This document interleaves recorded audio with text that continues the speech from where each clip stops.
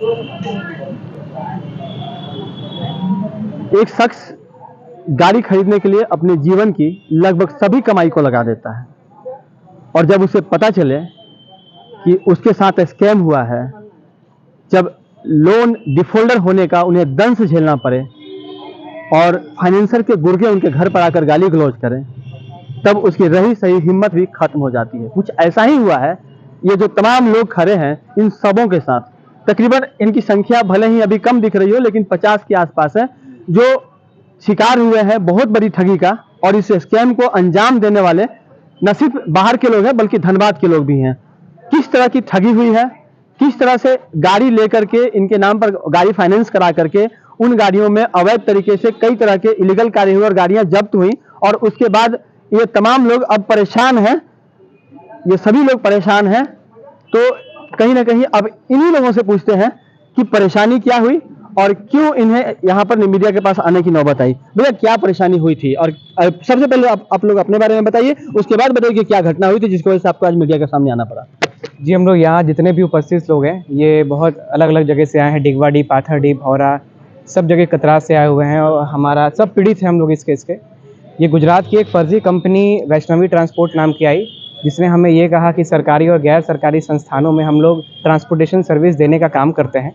और अगर बीते कोरोना काल की वजह से हम लोगों की आर्थिक स्थिति बहुत ख़राब हो चुकी थी, जिसकी वजह से हम लोग कुछ चंद पैसों के प्रलोभन में आ गए, हम लोग इनके प्रलोभन में।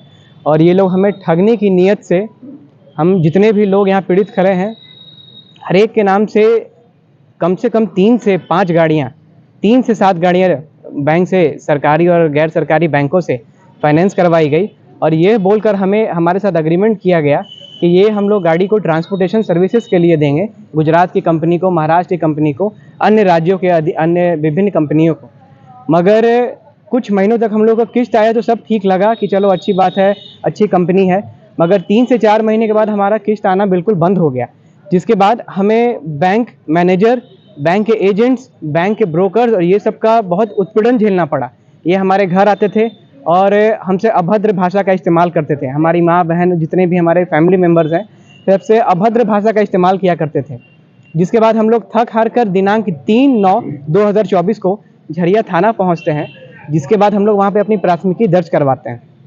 दर्ज करवाने के बाद वहाँ के आईओ द्वारा कुल 9 गाड़ियाँ रिकवर करके लाई जाती है। ये गाड़ियाँ जो रिकवर हुई, इन लोगों के द्वारा वहाँ जाकर रिकवर किया गया, या फिर पहले से वो गाड़ियाँ किसी मामले में फंसी हुई थी और वहाँ से उठा करके लाया गया?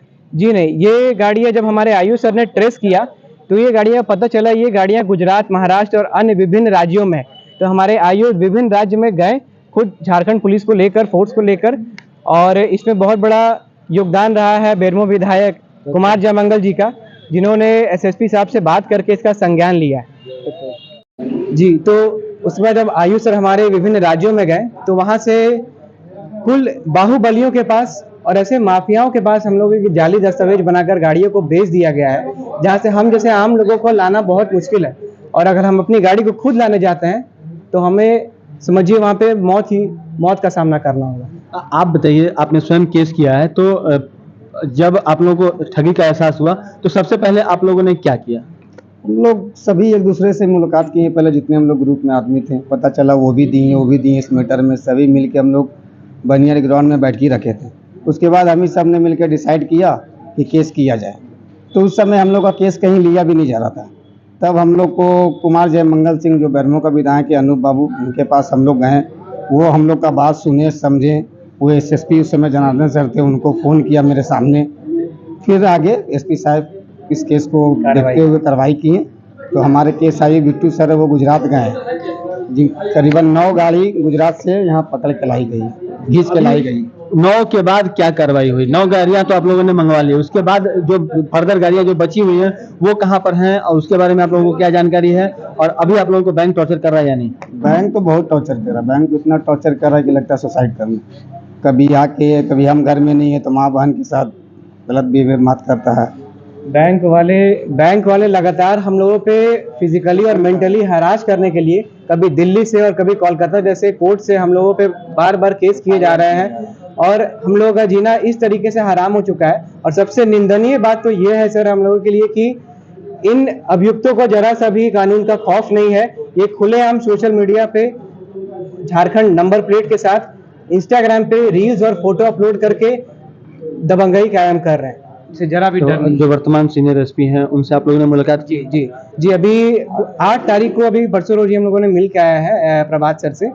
एसएसपी साहब ने हमें सांत्वना दिया है और कहा है कि मैं इसके खुद से अपने स्तर से जांच करूंगा और हम पीड़ितों को आस भी दिलाया है कि आप टेंशन मत लीजिए, आपकी सारी गाड़ियां रिकवर करके लाई जाएगी और आपको उचित न्याय मिलेगा। बिल्कुल, तो जिस तरह से सीनियर एसपी ने इन्हें आश्वासन दिया है, अब आशा की जा सकती है कि जो गाड़ियां अब तक रिकवर नहीं हुई हैं वो गाड़ियां रिकवर होंगी और जो लोग अभी भी इस मामले में अभियुक्त होते हुए भी खुलेआम घूम रहे हैं, इन्हें चैलेंज कर रहे हैं और अब तक प्रशासन ने उनके गिरेबां पर हाथ नहीं डाला है, वो तमाम लोग सलाखों के पीछे होंगे। लेकिन थोड़ा इंतजार करना होगा और धनबाद पुलिस को भी इस मामले में थोड़ी तत्परता दिखानी होगी ताकि जो पीड़ित हैं उनके ऊपर जो फिनेंशियल प्रेशर पड़ रहा है, बैंक का जो प्रताड़ना मिल रहा है, उससे इन्हें राहत मिल सके और जो लोग इसमें एक्यूज हैं और सही मामले में दोषी हैं वो जेल के अंदर जा सके। सहयोगी रोशन के साथ राजकुमार जायसवाल, 11 स्कोप, धनबाद।